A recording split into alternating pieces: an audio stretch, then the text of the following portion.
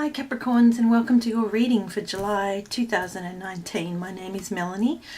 This is a general reading for Capricorn Sun, Moon, Rising sign people. So given that it's general, of course it may or may not resonate, so I encourage you to take what you like, leave the rest. That's totally fine. Check out your moon sign or rising sign or sun sign or whatever if it doesn't quite fit, and if not, well, such is life kind of thing. So diving right in, for starters, I just noticed that the little candle's gone out, but I'm just going to leave it for now.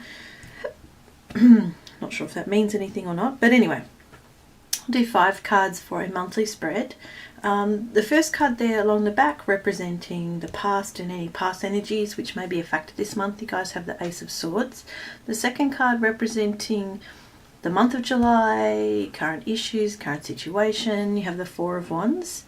The third card being about any possible obstacles that may present themselves this month. You have the Nine of Coins, otherwise known as the Nine of Pentacles. Fourth card is about helpful tools that may be of use this month. You have the Knave of Cups or the Page of Cups. And finally, the outcome card for the month is the Five of Wands.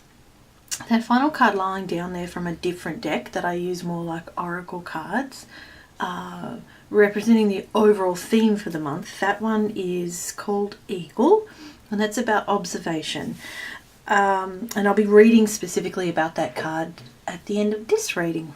So let's see if we can make meaning of these cards. Starting with the first card, the Ace of Swords, in the position of the past and any past energies which may be a factor for this month that is kind of weaving its way in. Ace of Swords. So aces are about new things, new beginnings, the start of something new, really early days, baby steps of something.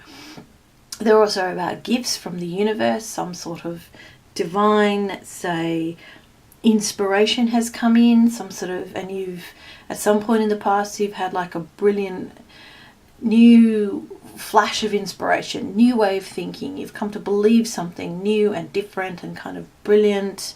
There's a sense of kind of victory about it, something that's given you a real sense of clarity, of power, of kind of belief in yourself, belief in fighting for what you believe in, having this kind of strength of mind, energy. Swords are about the mind, thinking, ideas, beliefs, words, communication, you know. So it looks like there's sort of almost been like a breakthrough of some sort in the past in your thinking, or in thinking very differently about something. There's a sense of you sort of took charge of something, really. This is a triumphant card of accomplishment, of wisdom, of insight and truth. And potentially also about cutting away to the heart of the matter, or cutting through the bullshit kind of thing, and seeing things really clearly for what they are. It's a very encouraging card, and a very wonderful card in that it seems to be sort of come from nowhere, this kind of new clarity or new vision about something, and that has kind of inspired you deeply in some way. So coming into the current month of July, that card there is the Four of Wands, representing the current situation and current issues for this month. So fours are typically about stability, you know, and consistency, a good structure, a good foundation. So we have the Four of Wands. Wands are typically about creativity, inspiration, energy, fire, passion, that kind of thing. The Four of Wands is a card of harmony, of coming together to celebrate, sort of love in the air, progress being made on a goal, and there's some sort of celebration after that kind of hard work on a goal. It can represent marriage, it can represent community and home, and sort of solidness and a stability in that. This can also represent moving home, making a home, building a home.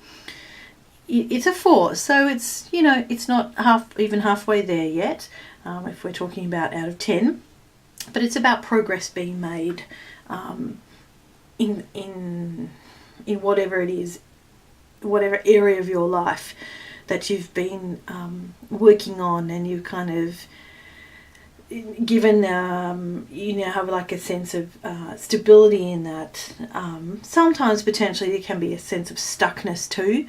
You know, when we think of things being too stable and too grounded, then they stagnate and they don't move. It's too solid. So it's important to avoid that, I suppose, because nothing kind of grows when things are really too stagnant and too kind of tidy. This card can also represent any additions and growth coming into your life in the area of areas of relationships and work. But like this is a happy time, and there's happy times ahead.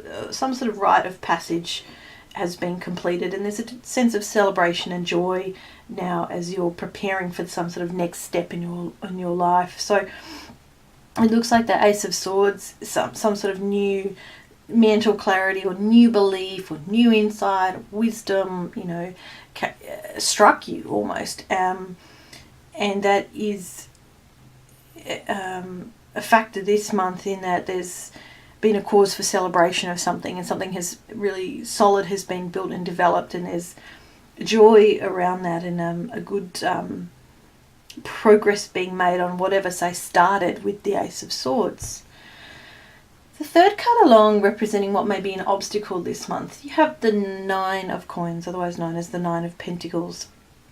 This card can typically be about abundance, wealth, sort of chilling after having acquired a lot of stuff, a lot of material stuff, and sort of enjoy the fruits of your labour. Can be, you know, a card about relaxing into that kind of wealth, kind of being pretty chuffed with oneself, being grateful, hopefully, being able to sort of pick and choose. You sort of got the energy with this card is, now that I've sort of got such luxuries and abundance and wealth, I can kind of pick and choose what I want. I don't need much. I've kind of accomplished a lot. This card, though, can also mean, and I think means certainly in this position of an obstacle, there's a sense of isolation sometimes with this card, of being too much on your own because of sort of separating yourself off from the real world, because you've surrounded yourself too much with the stuff that you love, this stuff, some sort of physical stuff, and isolating yourself a bit in that, perhaps feeling a bit too pompous or a bit too arrogant in something, being you know, a little bit too almost cut off and smug and a bit above everyone, perhaps because you've gotten to where you are, and that is, you know, a good thing, I think, particularly if you've worked really hard. But just to be wary of isolating yourself too much from people around you who may think you're become a bit, I don't know, stuck up in a way, perhaps, or a bit too above everyone else, because of not just what you've accumulated. That's kind of fine and well done if you've worked hard for that, but more your attitude in where you're at with that. Has that isolated in you? Are you too independent, too alone, or are you dependent on, you know, on the flip side, too dependent on other people substituting your lifestyle in some way? So there's a sense of sort of this, I'm living this awesome lifestyle now, and I'm either isolating myself for other people, or I need other people to still kind of prop me up because I feel overly kind of safe and comfortable living this way. So I suppose just a bit of a warning against that, against kind of being too much in your gilded cage, locked up in your little kind of beautiful bubble, and not sharing that, or not growing or developing in any way because you're too much in your comfort zone, and there's a sense of needing to perhaps step out of that, maybe share the wealth in some way.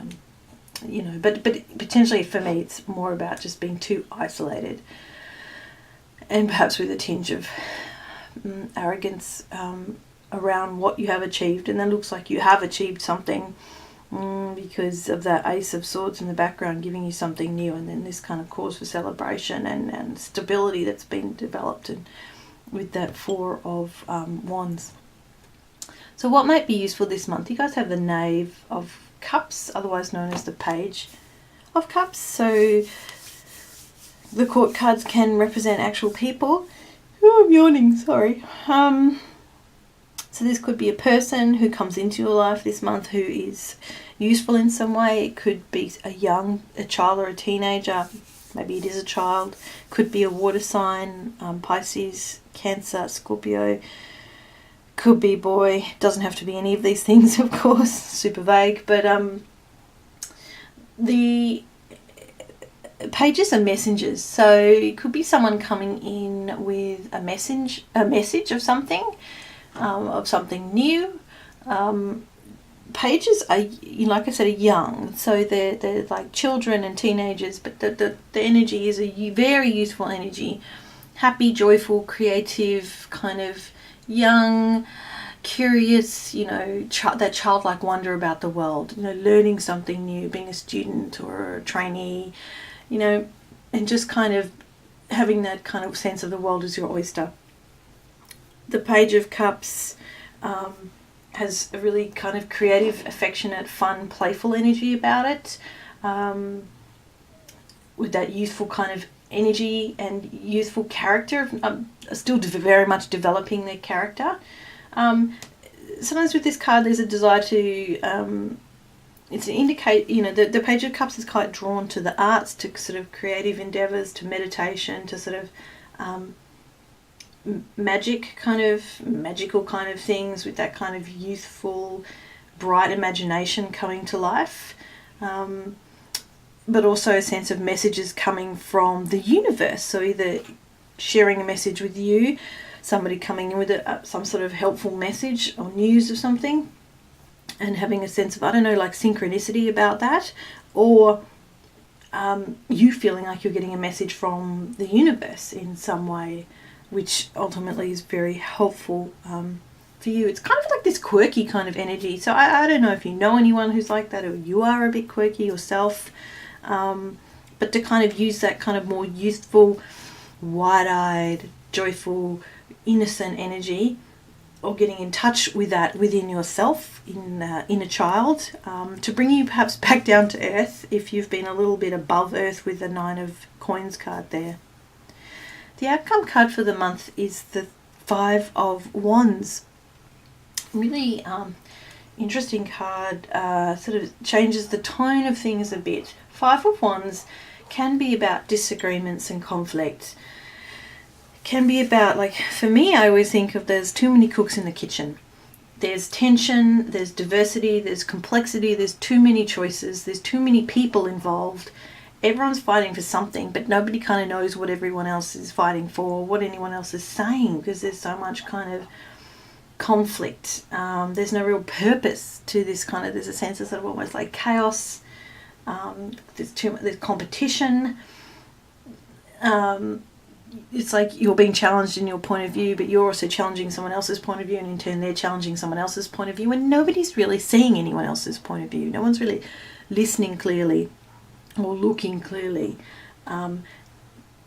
An idea with this card is to establish, if this is about a work situation or, I don't know, a big family situation, to like establish a little committee or a little working group to work on a problem to get a good outcome when there is so many differences of opinion going on. There's so many people with different ideas, maybe from different backgrounds.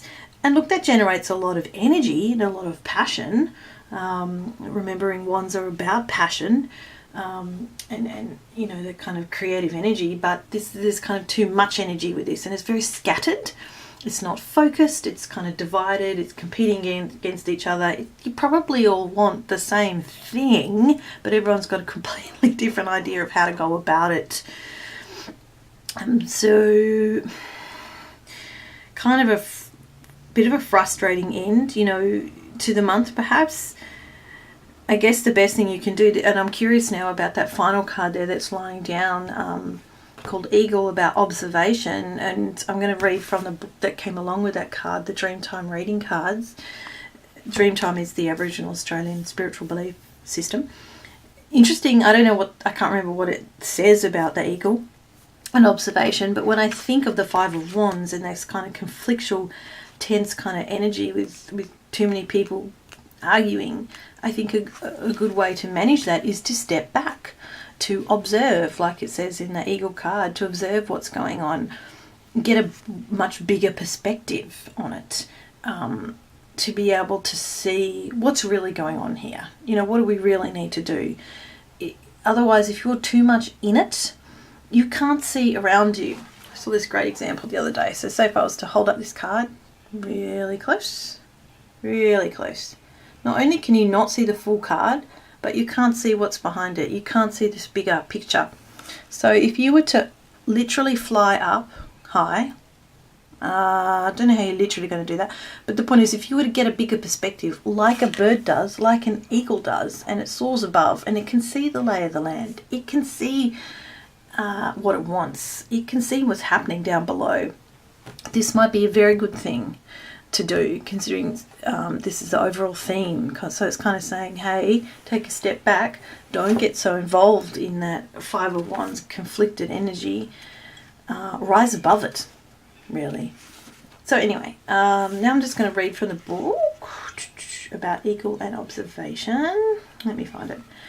Growing up, it was not uncommon to see birds of prey circling the hill, eyeing off Grandad's newly hatched chickens.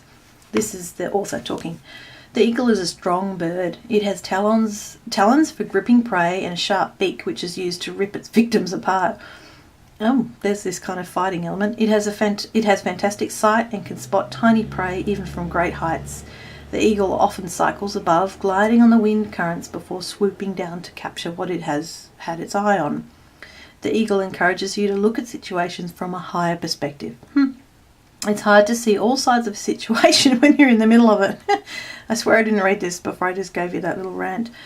Sometimes it is helpful to stand back and view the situation from a different perspective, looking at where you've come from and where you're headed, rather than just looking at what is happening in the present moment.